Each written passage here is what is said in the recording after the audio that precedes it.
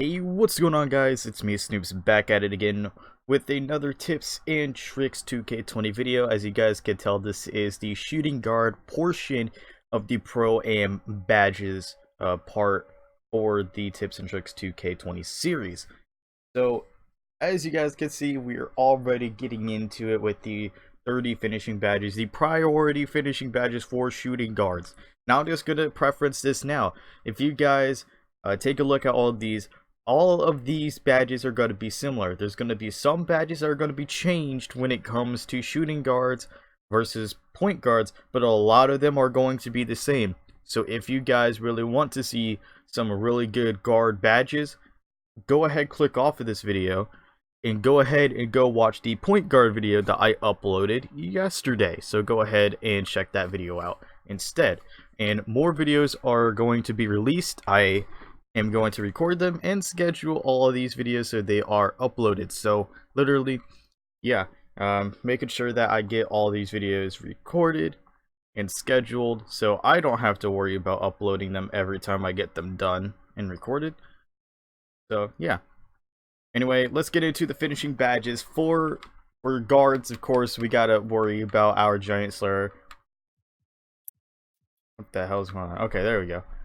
Sheesh. But anyway, these are your three main priority badges. Again, get Relentless Finisher up there. Of course, get your Pro Touch, Celery Finisher, whatever, Acrobat.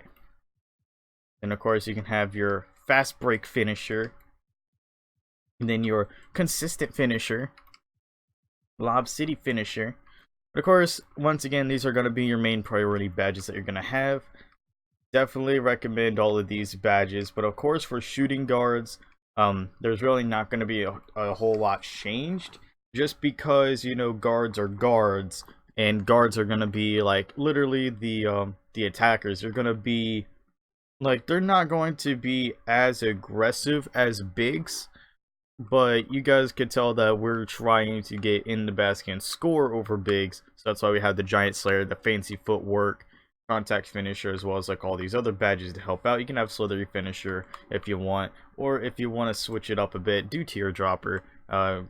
They probably won't, they probably just will not expect the teardrop, so that's why I just say run teardropper. Teardropper was an underrated move last year in the park and pro-am because nobody really expected teardroppers, but I guess it really wasn't necessary in pro-am as much as park, because in park everybody expected you to just drive. So everybody was able to drive and stuff like that. So that's why everybody's just like, guard the paint, and then whenever a teardropper was done, it would go in almost every time. That's why I recommend teardropper. I don't know how much good it's gonna do this year in terms of being able to do floaters in pro-am compared to last year, but in park might be really good as well. Who knows? So those are going to be your main priority badges, guys. Of course, similar, very much almost the same, except that we're just prioritizing teardropper instead of slithery finisher. So there's that. And also, by the way, cross key boosts the shot percentage for layups when moving across the paint. So when you are like moving across the paint and then you do like a layup, it's really good, but I definitely wouldn't recommend it, because if you're driving, you're not going to be driving like across unless you're going to do like a reverse layup. And even then, that's what your gold acrobat is for. And then most of the time, you're probably going to get the foul calls anyway, because they're not going to expect that. They're going to jump right into you and cause the foul. So that's why I just recommend be like, hey, get that acrobat, get all this stuff, because there's going to be a lot of glass cleaning locks. Even if you don't get a glass cleaning lockdown on the other side, doesn't mean that the big's going to like not be able to stop you without giant slayer. So giant slayer, fancy footwork, all that stuff, the teardropper, of course that lob city finisher, so that point guard that you have that's a playmaker can lob you if he's got that lob city finisher. I talked about lob city finisher. You can have it, you don't need it, you don't 100% need it, but I definitely do recommend at least having it on like silver for point guards. But literally on this right here for your slashers, definitely try to have it just in case. So that's all for the finishing badges. Let's go ahead and let's move on over, of course, to the shooters. I know a lot of people are thinking, Snoops, shooting is pretty much going to be the same for point guard and shooting guard, but au contraire. Quick draw is your must here, because the taller you are, the slower your shot is going to be. Range extender as always, Deadeye as always, Hot Zone Hunter, difficult shots. These are all going to be good badges for you to have. And of course, since you are going to be a shooter in Pro-Am, gotta have that clutch shooter up, 100%. But range extender is a definite must on Hall of Fame. Hot Zone Hunter going for gold over here. You can have that green machine if you want. You can have that flexible release as well. Tireless shooter, slippery off ball. I definitely do recommend slippery off ball though, and catch and shoot.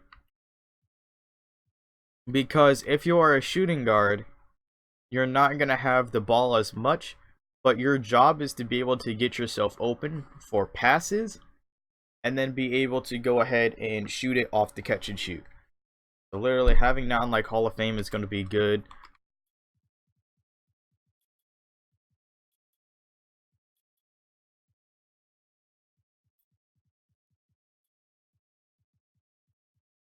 So of course, this is what I would go for right here. This is what I would go for if I was playing Pro-Am.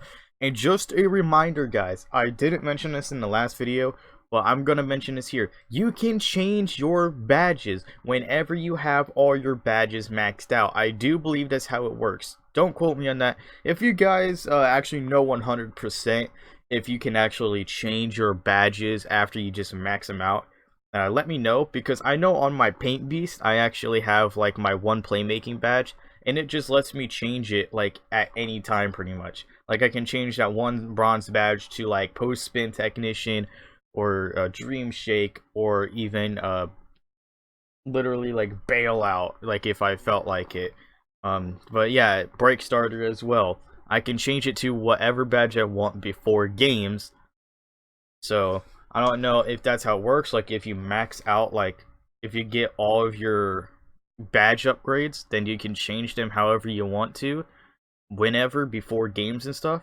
I don't know if that's how it works, but if it is, let me know in the comment section below, because I would like to know. Because if that is how it actually works, then it's gonna be really phenomenal. So you guys can actually mess around with these badges for yourself. You don't really need like Hall of Fame Deadeye. You can drop that down to gold. Then you can drop down slippery off ball to like silver. You can put on like flexible release on silver. It is completely up to you guys. But this is just what I would go for. These are just preferences. Remember that these are just preferences and what I believe like people should run, you know, because I know the game. I know the game and the badges very well. Not saying that I am 100% the best player or know 100% about everything in the game, but these are just some of the good badges that you want. Clutch shooter is toxic as a shooter. And then, of course, corner specialist, you already know the deal. Quick draw, you already know the deal. Range extender, you already know the deal. Hot zone hunter. If you got that hot zone right there, you're going to pretty much make every single shot. I'm just going to say that now. You're going to make every single shot, especially from limitless range. So also, you have the catch and shoot because you're a shooting guard. I definitely recommend catch and shoot more than a point guard, because if you're a point guard, you're going to be dribbling a lot more, trying to get yourself open, rather than, you know, like trying to get yourself open off ball for the catch and shoot. You're trying to set up teammates and stuff like that, as well as get yourself open for some shots, which is why point guards are usually shot creators. I know a lot of people use shot creators in shooting guard and small forward. I used a shot creator in small forward last year, a sharpshooting shot creator. You know, it was actually really good. But these are all of the badges for shooting that you're going to prioritize as a shooting guard. So we're going to move on to playmaking, shall we? Alright, ladies and gentlemen, we are here with the playmaking. So, playmaking, it's pretty simple. If you don't have a primary playmaker in the point guard, run floor general. One of the guards has to have Hall of Fame floor general. And this is an absolute must, because you literally get a +4 attribute boost for all offensive stats. And that's like all your teammates. And also, I'm just going to preface this now. I'm just going to say this.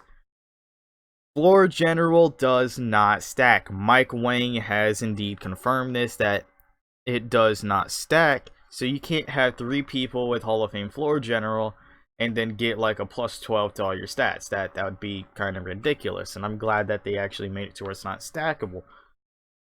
But floor general is going to be good if you do not have a point guard that has Hall of Fame playmaking badges. And then of course you want to run that dimer. You're going to run that dimer. You're going to run that downhill. And also you're going to want that that first quick step, since you are a playmaker. That space creator as well.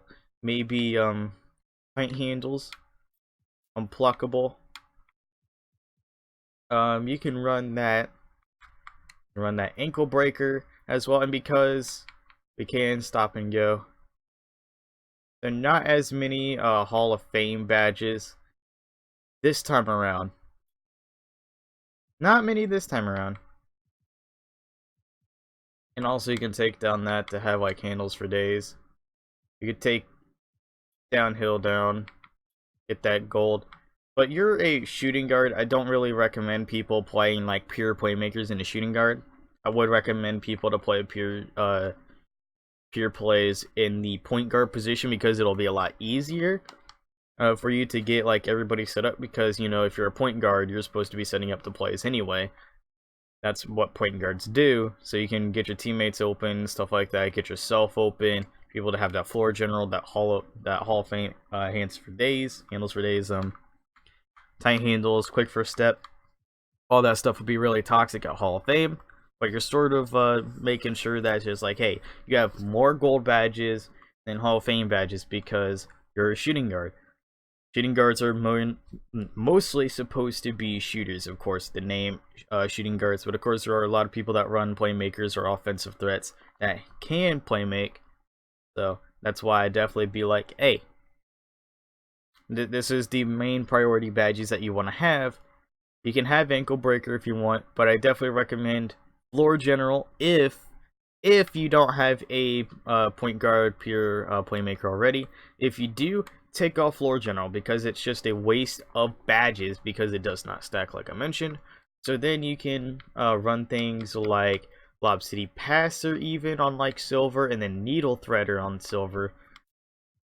Or you can take this like these badges, put some like Hall of Fame, more Hall of Fame badges on and whatnot.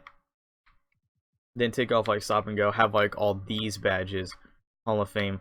But that's only if you do not have or if you already have a point guard playmaker that has floor general, and if you don't have literally like any other idea of what to do, really, because I don't know why you would have 2 playmakers. Yeah. Anyway, moving on to the final one, which is defense. Okay, ladies and gentlemen, defense as a shooting guard isn't going to be too different from point guard. Of course, you want that Clamps Hall of Fame. Intimidator is always good. Pick Dodger, Pickpocket, Tireless Defender, and of course you're going to run that Hall of Fame Off-Ball Pest. You're going to be in the shooting guard position. As I mentioned before, off-ball pest is good, so you can harass your player off the ball and stuff like that, especially for point guards. But shooting guards are going to be different, since shooting guards are mainly going to be shooters. So having this on Hall of Fame is definitely going to be like pretty much an almost must. And then of course we're going to run that Heart Crusher as well as the Interceptor. You can run both of those on gold, and you can have Trapper on as well. You can have Trapper, put that on like silver, so you can have 3 silver badges. And that's if you feel the necessity of it. But for right now, Heart Crusher along with Interceptor is going to be huge, so you can get this steal in the passing lane. And then of course steals are pretty much highlight plays, especially like, you know, if you get like a steal, it's a highlight play pretty much. So if you get the steal from the passing lane, then Heart Crusher activates as well, decreasing their takeover meters.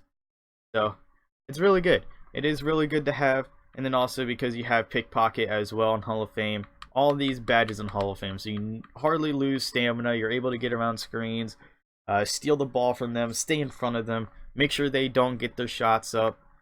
Just harass them like off ball. Make sure that they don't get open. Take over, you know, drops heavily, and then also like get those passing lanes in. Like, you know, like steal the passing lane. So as a shooting guard, these are going to be your main priority badges. You know, not too much different from point guards, but we do have Hall of Fame off-ball pest instead. So ladies and gentlemen, that's going to be all of the primary badges, the priority badges that you want to go for as a shooting guard in Pro-Am. Stay tuned to the channel because we're going to go through to small forwards, and small forwards are going to be a little bit different, and there's a reason for that. I'm going to show you guys those reasons in the next video, guys, when that ever uploads, whenever I decide to record it, really. But anyway, hope that you guys enjoyed this video. If you did, make sure to leave a like, comment your feedback in the comment section below. Then also, if you're new to the channel, hit that subscribe button. Hit that bell notification icon as well so you know whenever I upload. And as always, I'll talk to you all in the next one. Later, everybody.